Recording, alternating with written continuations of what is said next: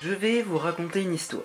Cool! J'étais en 6ème, le thème des sorties de l'année c'était le cinéma. Du coup on allait voir pas mal de films. Genre, combien? 3. Mais c'est déjà bien, puis je suis allé voir Ameyuki. Et ainsi? C'est tout. Je suis allé voir avec ma classe en 6ème le film dont on parle aujourd'hui. Ok, merci, biche.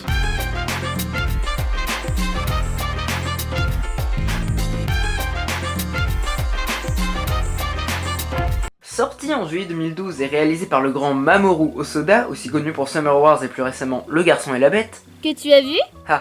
Non. Ameyuki a cumulé plus de 200 000 entrées en France, ce qui en fait le meilleur succès d'Hosoda en France d'après Wikipédia. Mais même si j'ai beaucoup aimé ce film, j'étais en 6ème, et peut-être que ma pensée a évolué avec le temps. J'ai grandi en maturité, en taille. En acné. Adèle, encore une remarque comme ça, et je te dessine avec une tête d'un lourdeau. Un ce quoi? C'est un Pokémon, un culte. Bon, je disais, ça fait 3 ans que j'ai pas vu le film et on va voir si mon avis a changé. Le film s'ouvre sur un plan d'une femme allongée dans l'herbe. Elle se lève et on voit une silhouette. Petit générique plutôt cool, puis on revoit la femme que la voix off nous dit être sa mère. Elle va en cours dans une université de Tokyo. En classe, elle remarque un homme avec un t-shirt blanc. À la fin du cours, elle voit l'homme partir sans avoir donné sa feuille de présence. S'il ne la donne pas, il sera noté absent et donc renvoyé du cours. La femme, je vais l'appeler par son prénom parce que ça commence à me saouler de l'appeler la femme. Donc Anna court vers l'homme pour le prévenir. Ce dernier se retourne pour lui dire que si ça la dérangeait qu'il vienne en cours, il arrêterait de venir. Et puis il s'en va. Pas de problème pour Anna, elle le rattrape. Attends, pars pas si vite. Ça m'est égal que tu sois inscrit ou que tu viennes en auditeur libre. Le cours de tout à l'heure est super compliqué. Tu dois avoir du mal à suivre sans manuel. Tu veux qu'on le lise ensemble? Merci pour cette réponse. S'ensuit différents moments de la vie d'Anna qui nous permettent de découvrir son quotidien, son job et aussi et surtout qu'elle pense beaucoup aux garçons à t-shirt. On découvre plus tard que les deux ont commencé à sortir ensemble. Ils font des trucs plutôt romantiques comme frauder le métro, ou plus simplement ils discutent, parlent du prénom d'Anna, d'appartement, du fait que c'est bien d'avoir un foyer. Quand on y rentre, on peut se déchausser, se laver. Et si l'envie nous en prend, on peut monter une étagère. Non, monter une étagère c'est super relou. On fait ça le dimanche quand on s'ennuie et que cette pile de livres serait quand même mieux sur une étagère que par terre dans l'entrée. Suite à ces paroles, Anna répond à l'homme au t-shirt blanc. C'est encore mieux de rentrer chez soi lorsqu'il y a quelqu'un qui nous attend. Clin d'œil, clin d'œil. Bref, une relation très forte. L'homme au t-shirt blanc, lui aussi je vais lui trouver un nom parce que l'actuel est beaucoup trop long. Adèle, une idée? Axel! C'est totalement pris au hasard, mais ok. Axel décide donc de dévoiler un secret à Anna. Il lui dévoile qu'il est en fait une sorte de loup-garou, mais pouvant se transformer à sa guise. Ce soir-là, les deux Totoro ont décidé de passer le cap. Le cap de on fait l'amour. Le problème c'est que Anna est totalement en train de faire l'amour avec un loup. Avoir une relation sexuelle avec un loup-garou, ok, mais on fait pas ça quand ce dernier est transformé en loup. C'est mignon! Je veux pas savoir. Pour continuer, on suit le quotidien d'Anna, accompagnée d'Axel cette fois-ci. Sauf qu'un jour, alors qu'elle repliait des vêtements, elle fut prise d'une violente nausée. On devine assez facilement qu'elle est enceinte. D'un loup! Un beau jour de neige, la petite Yuki vient au monde. Et comme chez les humains loups, on perd pas de temps, à peine une année plus tard, un jour de pluie naît Amé. Et c'est là que tout va basculer. Quelques temps après la naissance d'Amé, Axel disparaît. Évidemment, Anna part à sa recherche. Elle arpente toute la ville pour qu'une fois sur un pont, elle remarque une équipe de nettoyage en train de retirer un loup mort du canal. Anna court vers le loup, essaye tant bien que mal d'empêcher l'équipe de nettoyage de mettre le cadavre du loup dans le camion benne. Mais en vain. Voilà la pauvre Anna, seule, veuve, avec la charge de 2 enfants. Un loup! Chut! C'était un passage super émouvant! Bref, la vie suit son cours. Le souci c'est que fatalement, Anna se retrouve vite à bout de force à devoir élever 2 enfants qui, c'est juste un détail, peuvent se transformer en loups. En plus, Anna habite dans une sorte d'appartement étudiant japonais. Je sais pas trop comment ça s'appelle, mais en gros ça ressemble à ça. Et puis Anna habite ici. Elle est au milieu, et quand Amé pleure, son cri s'entend dans tous les autres appartements. Donc ça gêne les voisins. De plus, les multiples cris du loup font penser à la propriétaire qu'il y a des animaux dans son appartement. Et comme c'est interdit, Anna risque de se faire virer de chez elle. Et comme ses enfants sont des loups, elle n'a jamais fait de visite médicale, et donc sera soupçonnée de maltraitance infantile. Bref, tout va bien dans le meilleur des mondes. Non, plus sérieusement, la solution à ces problèmes, c'est tout simplement de déménager à la campagne. Alors Anna achète une maison en ruine, loin de tout pour élever ses enfants. Ça ravit Yuki, mais pas tellement Amé. Enfin soit. Anna se lance dans la rénovation de la maison et dans la cultivation de légumes. On part encore dans une séquence de train-train quotidien dans laquelle on voit Anna qui essaye d'élever ses enfants. On y voit que Yuki est très vive et aime jouer dehors, alors qu'Amé préfère rester à la maison. Ça nous donne une petite idée de qui va devenir loup et qui va devenir humain. Maman, on est gentils, nous. Alors pourquoi les loups sont toujours méchants? Tu veux parler des loups dans les livres d'enfants? Oui, tout le monde les déteste et ils se font toujours tuer à la fin de l'histoire. Si c'est comme ça, moi, j'ai pas envie d'être un loup. Une petite idée. Malheureusement, ça fait plusieurs fois que les plants de légumes ont fané. Mais c'était sans compter sur l'arrivée de... Brigitte! C'était sans compter sur l'arrivée de Birgit, qui aida Anna à refaire ses plants de légumes. Ça marche. Anna réussit à faire pousser des légumes de qualité afin de nourrir sa famille. Et même que ses potes cultivateurs Virgile et Louane... Je voulais choisir les noms. viennent l'aider et les habitants du village d'à côté viennent taper la discute. Même qu'il s'appelle Benoît, Nagisa, Hubert et Oh, Lina. tu peux me laisser finir? Pardon. La récolte d'Anna est fructueuse et elle peut ainsi remercier tous ses voisins qui l'ont aidé en leur offrant de magnifiques pommes de terre. En échange, il leur offre des légumes. Donc cette fois ça y est, tout va bien, Anna et ses enfants sont installés. Quelques mois plus tard, la neige est tombée. Toute la petite famille est heureuse, même Amé étrangement. Elle en profite donc pour se rouler et jouer dans la neige en pyjama. Haha, il fait moins de 0 degré et vu la quantité de neige autour il fait sûrement beaucoup moins, mais les persos d'animation japonaises sont des surhommes, aussi banals soient-ils. Amé et Yuki s'élancent dans la neige, transformés en loups, laissant leur mère courir 3 fois moins vite et ramasser leurs vêtements. Quels enfants adorables. Malheureusement, en revenant, Amé croise un oiseau au milieu de la rivière. Il se sent pousser des ailes. Cette fois ça y est, il va l'attraper. Il prend son courage à deux mains, ses deux pattes en l'occurrence, il saute et attrape l'oiseau. Fier de lui, il se prépare à sauter sur la rive et se prend les pieds dans son écharpe et tombe dans l'eau gelée. Mais heureusement, Yuki réussit à sauver Amé. Tu sais quoi, j'ai vu un martin pêcheur tout à l'heure et il avait des plumes avec plein de jolies couleurs. Et j'ai même cru pendant un instant que j'allais pouvoir l'attraper. Gamin, tu l'as attrapé en fait. Tu l'as lâché après, mais tu l'as attrapé. Nouvelle ellipse, encore quelques mois plus tard. Il est l'heure pour Yuki d'aller à l'école. Elle a beaucoup insisté et cette fois-ci c'est bon. Bon, même si elle regrette un peu pendant la cérémonie d'admission. Elle se fait très vite des amis. Bonjour Chino. Bonjour Yuki. Je t'ai gardé une place, viens t'asseoir.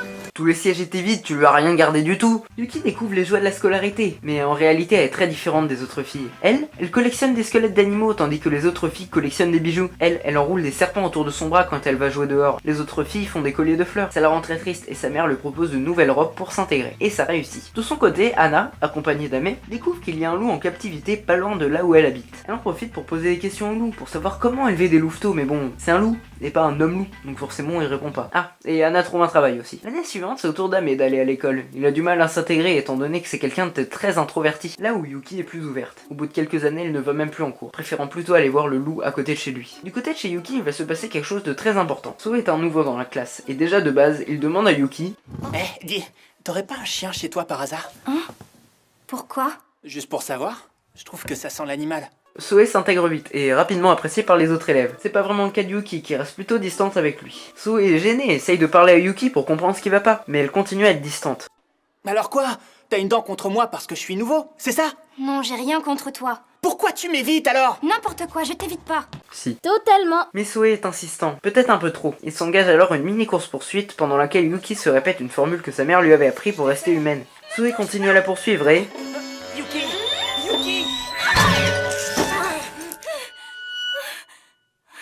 Yuki se transforme en loup pour lui asséner un coup de griffe à l'oreille. Oui, désolé pour des âmes sensibles qui s'attendaient pas à voir du sang ici, mais on est chez Ibish, on est mature. Ah bon? Prout. Anna est appelée en urgence, et à peine entrée dans la salle, la mère de Soe lui explique violemment la situation. Anna s'empresse d'obliger Yuki à demander pardon. Elle le fait, et le proviseur propose de clore l'incident. Mais la mère de Soe a clairement décidé de faire perdre son temps à tout le monde. Elle parle, quand soudain... Il n'est pas question de... C'est un loup. Hein? C'est un loup qui m'a attaqué. C'est un loup, c'est pas Yuki. Yuki est bouleversée. Pour la première fois, elle s'est transformée en loup sans le vouloir. Mais regardez qui voilà. Et ouais, Soe continue d'essayer d'approcher Yuki, en lui apportant son goûter par exemple, ou les devoirs. Au final, quand Yuki reprend l'école, c'est même lui qui vient la chercher. Amé aussi part, pas pour aller à l'école, mais pour voir celui qu'il appelle le vieux maître. Ce vieux maître, c'est un loup qui apprend à Amé à chasser, à courir, à profiter de sa condition de loup. Anna est impressionnée par tout ce qu'a appris Amé. En revanche, Yuki est convaincu que elle et son frère ont beau être à moitié loups, ils restent tout de même des humains. Et Amé, lui, pense le contraire. Et ça part en baston. Anna arrive à calmer la bagarre et range toute la maison derrière les enfants. Et franchement, best maman ever. La mienne est mieux. Je viens d'un fichier Photoshop, Adèle. Vers la fin de l'année scolaire, des pluies torrentielles arrivent un peu partout dans la région. Ces pluies détruisent tout, ce qui gêne Amé et le rend plutôt triste. En effet, à cause de ça, le vieux maître va mourir de froid. Et Amé fait subtilement comprendre qu'il veut le remplacer. Mais Anna essaye tant bien que mal de convaincre son fils de ne pas partir, lui pour qui elle a déjà tant donné. Un jour de chaleur, Amé prévient Yuki avant qu'elle parte, et lui dit qu'il ne faut mieux pas aller à l'école aujourd'hui, sans vraiment lui expliquer pourquoi. Souriante, elle y va quand même. Pendant toute la journée, un gros nuage de pluie qui survolait le Japon depuis quelques jours s'approche peu à peu de l'école de Yuki. De son côté, sa mère prépare des planches afin de protéger sa maison pour la grosse pluie qui s'annonce. Et à partir de là, le film va raconter deux histoires par rapport à cette pluie, du point de vue d'Anna et du point de vue de Yuki. Et pour éviter de tout le temps parler d'un point de vue, puis de l'autre, puis de l'autre, puis de l'autre, et ainsi de suite, je vais raconter l'histoire en deux parties. On commence avec Yuki. Le professeur de cette dernière annonce que suite à la tempête qui arrive, les cours de l'après-midi seront annulés. Les enfants doivent donc se regrouper dans le gymnase en attendant que les parents puissent venir les chercher. Bien évidemment, la mère de Yuki est appelée. Tandis que les premiers parents peinent à venir à cause de la pluie, Yuki, son ami Soe et deux gamins relous attendent les leurs. Soe, pour patienter, va chercher un jeu de cartes. Mais il met du temps à revenir. Yuki décide donc d'aller le chercher. Mais haha, comme la vie est bien faite, au moment où elle s'en va, les professeurs annoncent qu'ils vont accompagner les derniers élèves chez eux.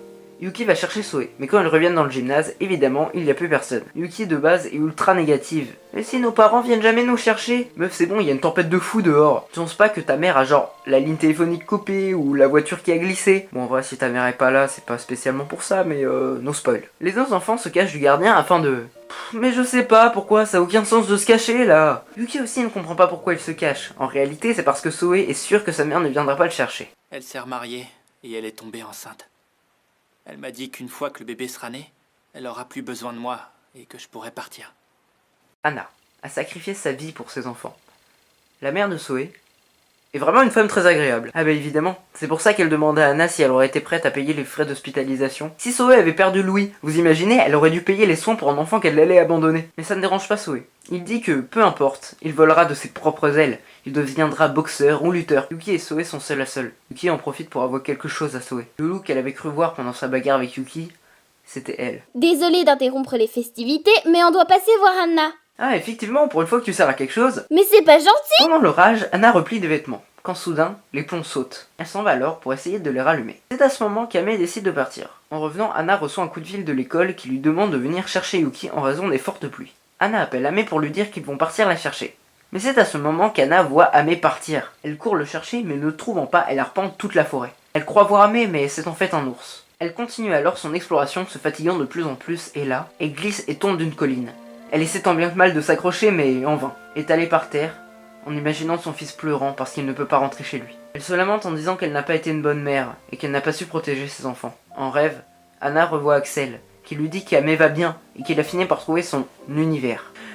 Je tiens juste à dire que je mets des guillemets à univers parce que je comprends pas trop pourquoi il dit ça. Pendant ce temps, Ame a rapporté Anna vers l'école de Yuki. Anna se réveille à temps, elle supplie Ame pour ne pas qu'il parte. Ce dernier a pourtant déjà fait son choix, et s'en va dans la forêt sous les cris suppliants de sa mère. Arrivé en haut de la montagne, Ame pousse un cri signifiant qu'il est désormais le maître de la forêt. Anna comprend et lance un adieu à son fils. On entend la voix du début, qui est celle de Yuki, qui nous dit que sa mère trouvait que sa vie ressemblait à un conte de fées, et qu'elle est heureuse dans sa grande maison, perdue au milieu des montagnes. Après mon premier visionnage du film, j'étais émerveillé, triste et déçu. Émerveillé parce que ce que je venais de voir m'avait profondément touché. C'est rare de voir un film qui mélange monde moderne et fantasy avec autant de talent. Cette façon dont le film m'avait emporté, tellement emporté que j'avais pas vu passer les presque 2 heures du film. Triste parce que justement je venais de finir quelque chose d'incroyable. Un film qui reste encore aujourd'hui parmi mes films préférés. Et déçu parce que... Pendant longtemps je me suis moqué de la fin de ce film que je trouvais très décevante. Entre temps je me suis pris de passion pour le cinéma, grâce à mes vidéos notamment, et je vois difficilement comment on aurait pu faire une fin au niveau de ce film. C'est un film tranche de vie, et les dernières minutes font monter un suspense qui finit en apothéose avec l'acceptation du choix d'Ame par Anna, puis tout retombe. Et on passe dans quelque chose de très sobre, sur une Anna qui finit juste seule, puisque Ame est partie au collège. La fin est décevante pour une raison que j'ai comprise bien après. Pendant tout le film, on voit Anna galérer à élever ses enfants. Rendez-vous compte, on parle d'une fille avec l'âge d'être étudiante qui se retrouve à élever seule 2 enfants. Des enfants qui plus est, peuvent se transformer en loups. Toute cette galère pour qu'au final, elles finissent juste comme ça, seules, sans récompense. Et pour un spectateur, c'est frustrant. Réaliste, certes, mais frustrant. Quoi qu'il en soit, Ame Yuki mérite d'avoir plus de succès. C'est un film à voir absolument de quelque façon que ce soit. Ah, et l'OST est excellente. Merci d'avoir suivi cette chronique. Comme vous avez pu le sentir, mon résumé était un peu bancal parce que je m'entraîne à le faire en ce moment. Si vous avez des manières d'améliorer ma technique, je serais ravi de les avoir en commentaire ou en message privé. Merci à Nadeshi pour la voix d'Adèle, au Ver de Terre pour les quelques corrections du texte. La prochaine fois, normalement, il y aura un nouveau décor, un nouveau générique, un nouveau logo et un nouveau design pour moi et Adèle. Encore un nouveau design? On va pas changer tous les 3 épisodes? C'est pas facile d'être moche, tu sais.